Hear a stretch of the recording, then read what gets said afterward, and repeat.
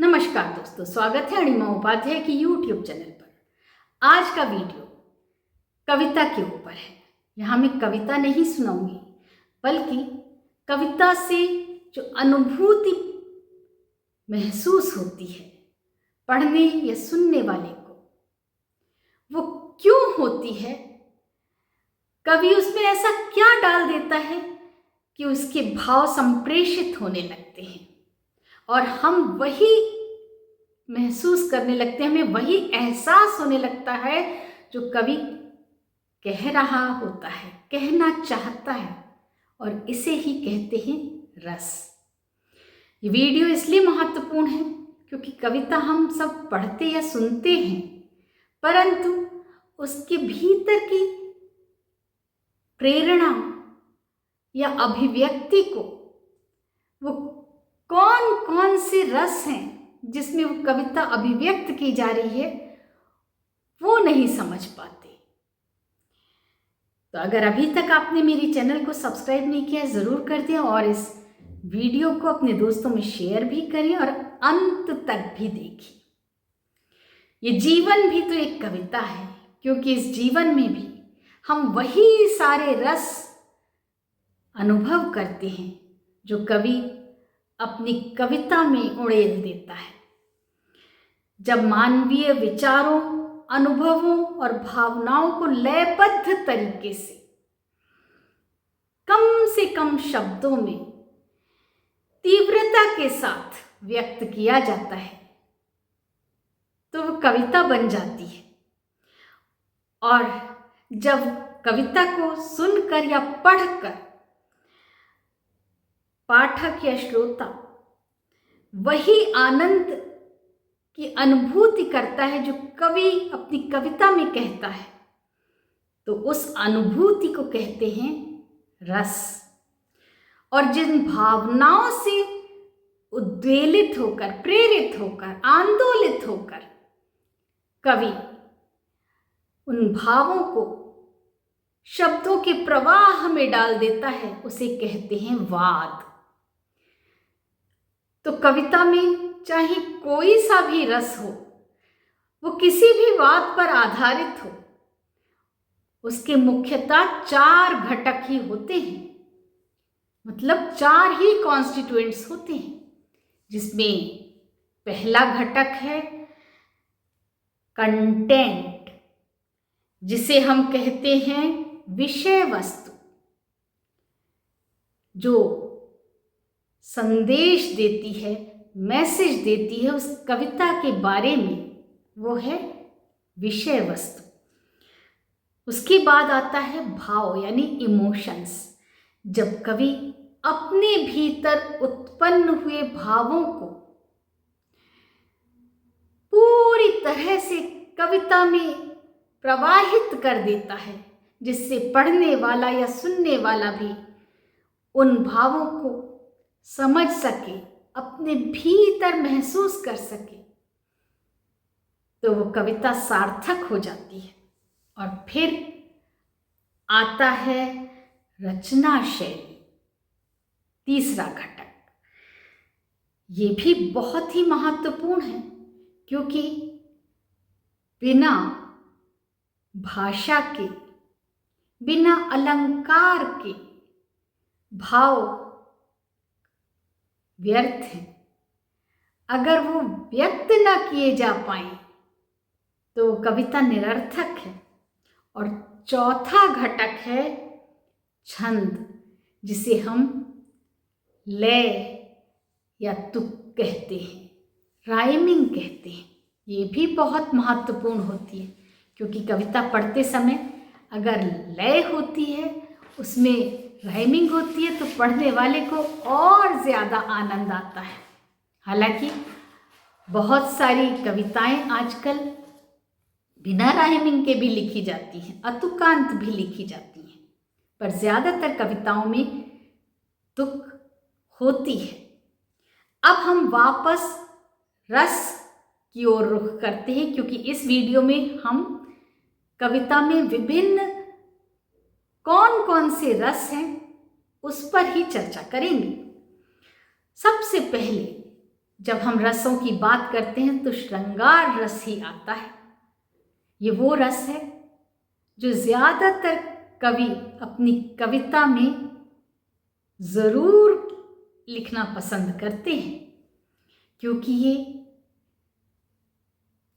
वो अभिव्यक्ति है जो अपने प्रिय जन या अपनी प्रिय वस्तु या दृश्य के बारे में उससे उत्पन्न हुए आकर्षण के बारे में कहती है। ये आसक्ति पर आधारित होती है, प्रेम, लिप्सा, लेकिन ये प्रेम निस्वार्थ नहीं है। इसमें कवि अपनी प्रेयसी को पाना चाहता है। श्रृंगार रस पर आधारित ये दो पंक्तियां,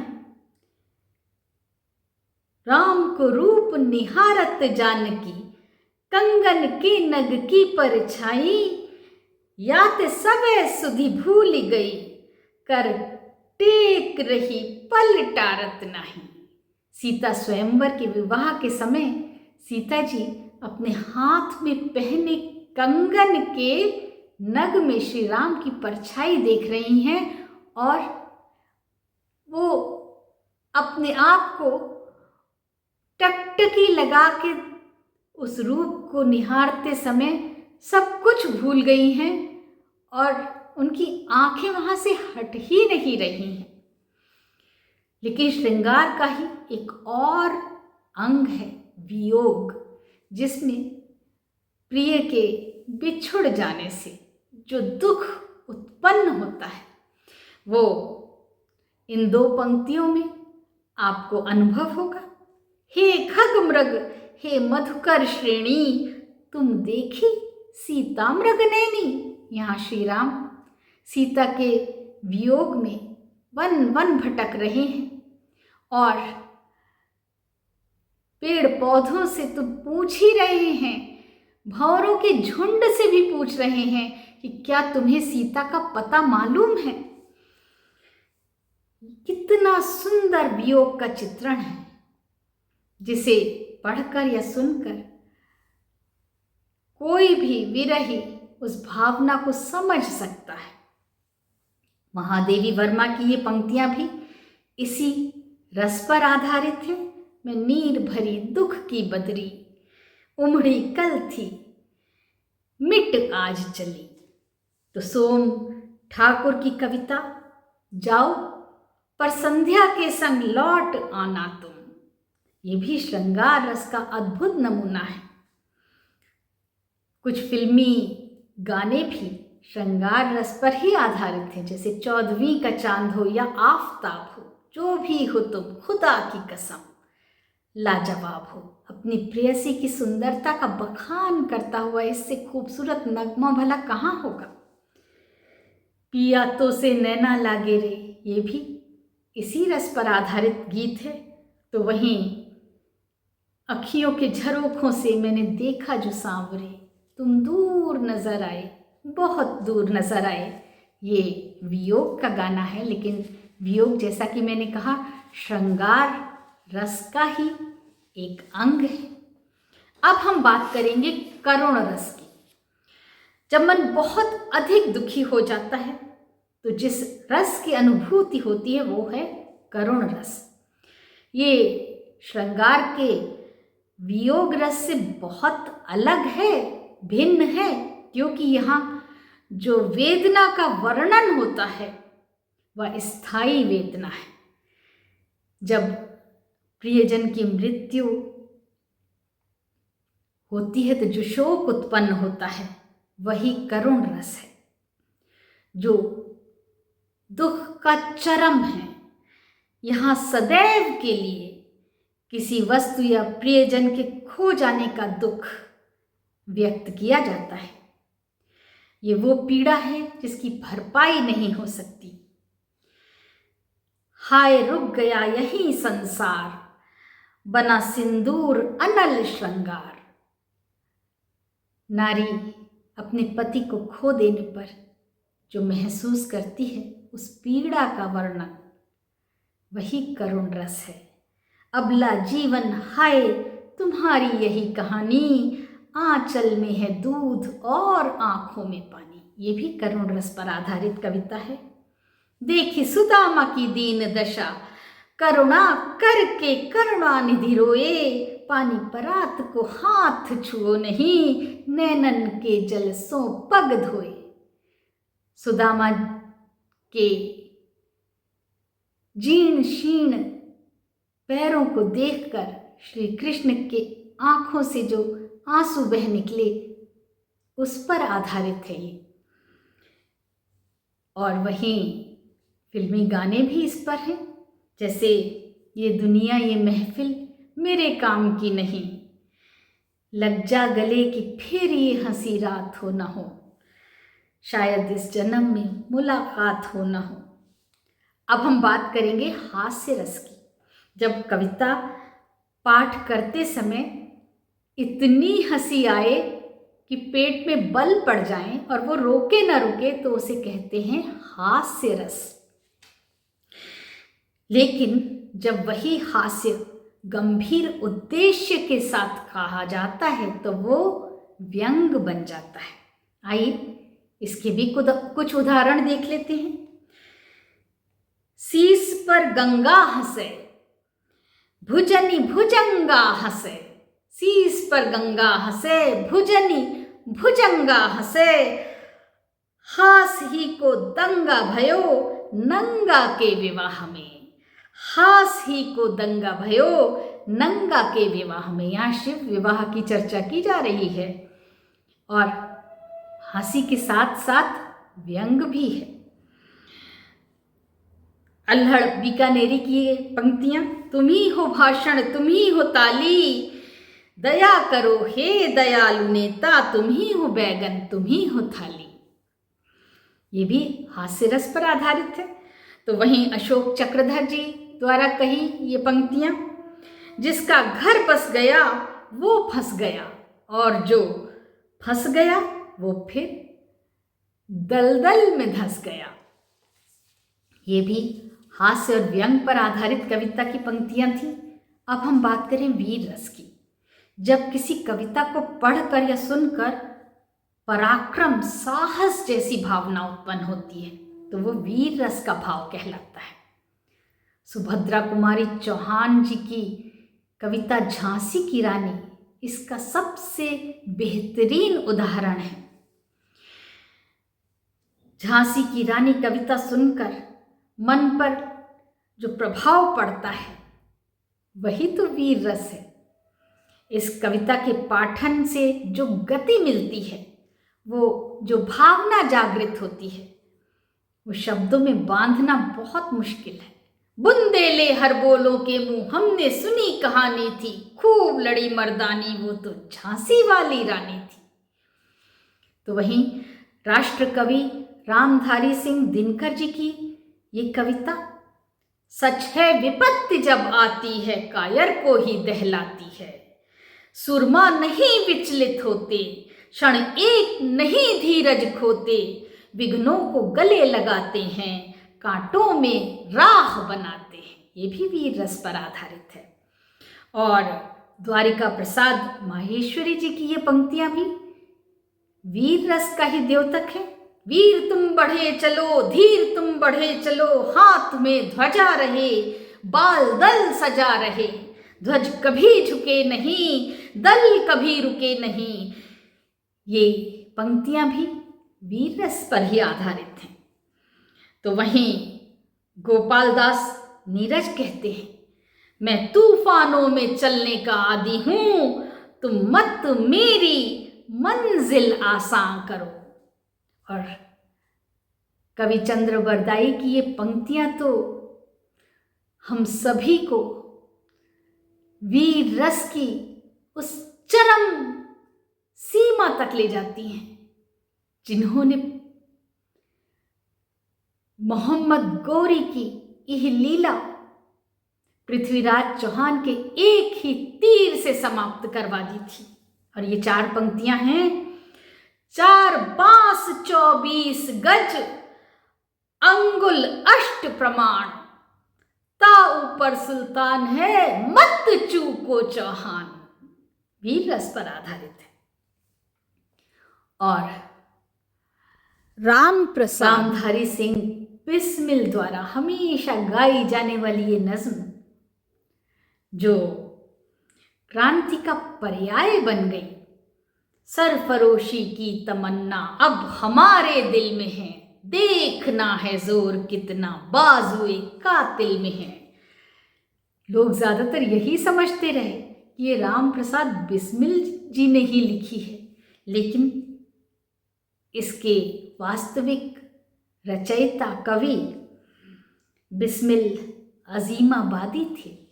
ये बहुत कम लोग जानते हैं, लेकिन सचमुच आज भी उतनी ही तरोताज़ा है जितनी उस समय रही होगी जब स्वतंत्रता सेनानी इसको गाया करते थे, शहीद इसको गाया करते थे। अब बात करें रौद्र रस की। जिस शब्दावली या कविता से क्रोध उत्पन्न हो, गुस्सा आए, वो रौद्र रस कहलाता है।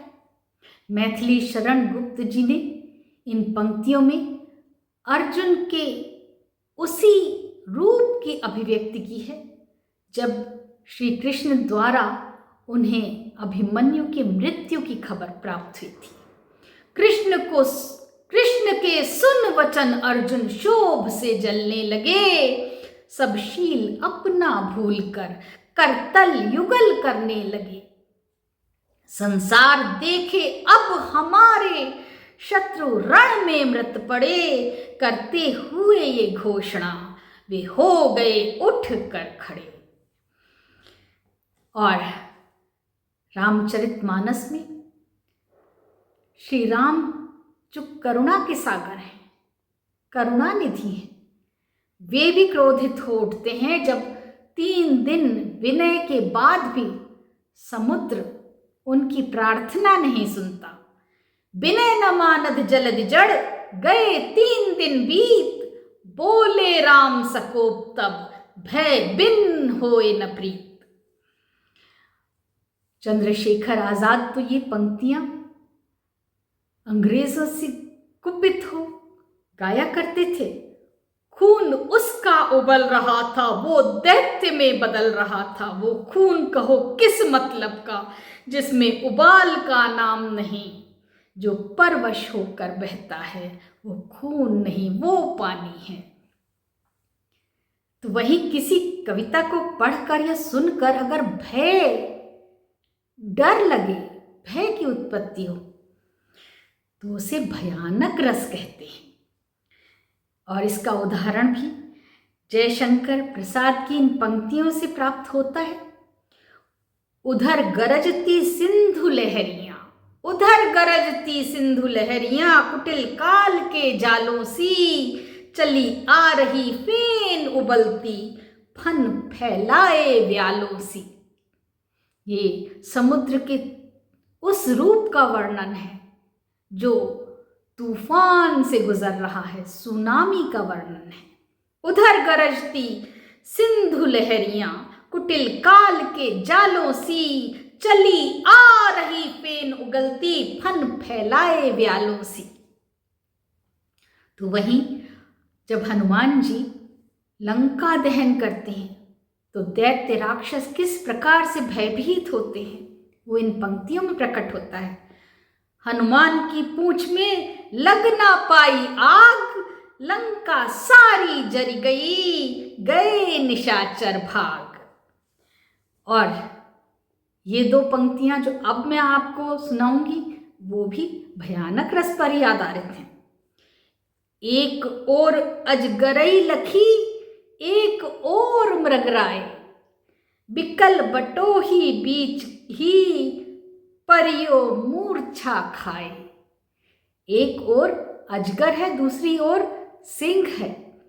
बेचारा राहगीर बीच रास्ते में ही बेहोश होकर गिर पड़ा, डर गया। अब बात करें वीभत्स रस की, जिस कविता के माध्यम से कवि घृणा, घिन के भाव की उत्पत्ति करे, वो वीभत्स रस कहलाता है। ये अक्सर युद्ध के बाद का वर्णन करने के लिए कही जाने वाली कविता का भाव होता है, जिसमें रक्त, मांस, चीथड़े आदि का वर्णन होता है। रक्त मांस के सड़े पंख से उमड़ रही है, महाघोर दुर्गंध रुद्ध हो उठती श्वास। रक्त और मांस के सड़ने से जो दुर्गंध फैल रही है, उससे सांस तक नहीं ले जा पा रही है। तो वहीं सिर पर बैठो काग आंख दो निकारत, खींचत जी बही सियार अति आनंद उर्धारत, गिद्ध जांग को खोद खोद के मांस उकारत, स्वान अंगुरिन काट काट के खात निकारत। ये भी विभत्स रस का चरम है कि किस प्रकार से लाश को नोच नोच कर जीव जंतु खा रहे हैं। अब बात करें अद्भुत रस की। वो रस जिसमें अलौकिक आश्चर्य और विस्मय शामिल हो, उसे कहते हैं अद्भुत रस। भय प्रकट कृपाला दीन दयाला, कौसल्या हितकारी, हर्षित महतारी, मुनि मन हारी, अद्भुत रूप विचारी। नारायण के श्री राम के रूप में प्रकट होने पर माता कौशल्या उनके उस अलौकिक रूप को देखकर आश्चर्य मिश्रित हर्ष से, खुशी से भर उठती हैं। देख यशोदा शिशु के मुख में सकल विश्व की माया, क्षण भर को वो हुई अवचेतन, हिली न कोमल काया। देख यशोदा शिशु के मुख में सकल विश्व की माया, क्षण भर को वो हुई अवचेतन, हिली न कोमल काया। जब यशोदा मैया कृष्ण से पूछती हैं कि क्या तुमने मक्खन खाया है चोरी से, और वो मना करते हैं, तो वो उन्हें मुंह खोलकर दिखाने को कहती हैं। और जब वो मुंह खोलते हैं तो उसके अंदर पूरा ब्रह्मांड देखकर वो बेसुध हो जाती हैं। अब हम बात करेंगे शांत रस की। वो भाव जो संसार से वैराग्य उत्पन्न करता है, जहाँ सुख, दुख, राग, द्वेष समाप्त हो जाते हैं, वही शम या निर्वेद है, और उसी को शांत रस कहते हैं। कबीर का ये दोहा, मन रे तन कागद का पुतला, लागे बूंद बिन सिजाए, दिन में गर्व करे क्या इतना। मन रे तन कागज का पुतला। हे मन, ये शरीर तो कागज का पुतला है, इस पर क्या गर्व करता है, जो एक बूंद पड़ने से ही मिट जाता है।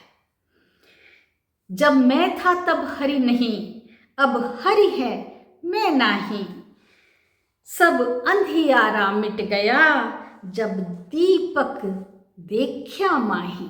ये भी शांत रस पर ही आधारित है।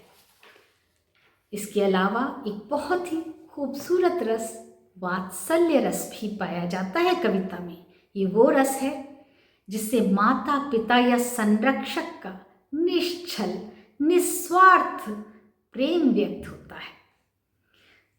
सूरदास के पदों में ये रस बहुतायत से पाया जाता है। मैया मोरी मैं नहीं माखन खायो, ख्याल परे ये सब सखा मिली के, मेरे मुख लपटायो।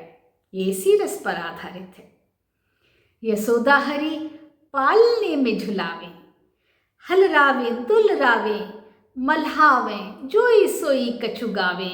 यशोदा हरि पालने में झुलावे, ये भी वात्सल्य रस का अद्भुत उदाहरण है। सुभद्रा कुमारी चौहान की कविता मेरा नया बचपन भी इसी पर आधारित है।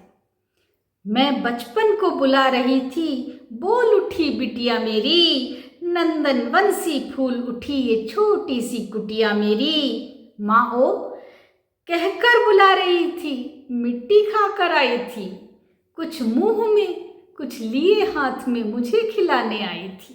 कितनी प्यारी सी पंक्तियां हैं वात्सल्य रस पर आधारित। और अब बात करेंगे भक्ति रस की, वो भाव जिसमें ईश्वर के प्रति प्रेम और समर्पण का भाव होता है, जो अलौकिक आनंद की अनुभूति कराता है, वो भक्ति रस है।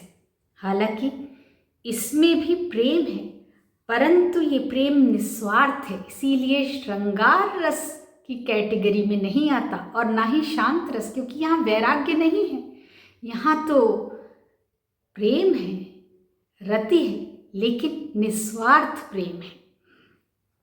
इसे रूहानी या सूफी भी कहते हैं। प्रभु जी तुम चंदन हम पानी, जाकी गंध अंग अंग समानी। प्रभु जी तुम चंदन हम पानी। प्रेम प्रेम सबको करत, प्रेम न जानत कोई, जो जन जाने प्रेम तो मरे जगत क्यों रोई, मरे जगत क्यों रोई। रसखान जी की ये पंक्तियाँ इसी रस पर आधारित हैं और रसखान की ही इस कविता से मैं आज का वीडियो भी समाप्त करूंगी, जो भक्ति रस पर ही आधारित है। धूरी भरे अति सोहत श्याम जू, तैसी बनी सिर सुंदर चोटी, खेलत खात फिरे अंगना, पग पे जनी बाजत पीरी कछौटी, व छवि को रस खान बिलोकत, वारत काम कला निधि कोटी, काग के भाग कहा कहिए, हरि हाथ सो ले गयो माखन रोटी, हरि हाथ सो ले गयो माखन रोटी। आज का वीडियो मैं यहीं समाप्त करती हूँ। अगले वीडियो में हम कविता के वाद पर बात करेंगे। आज इजाज़त दें। धन्यवाद।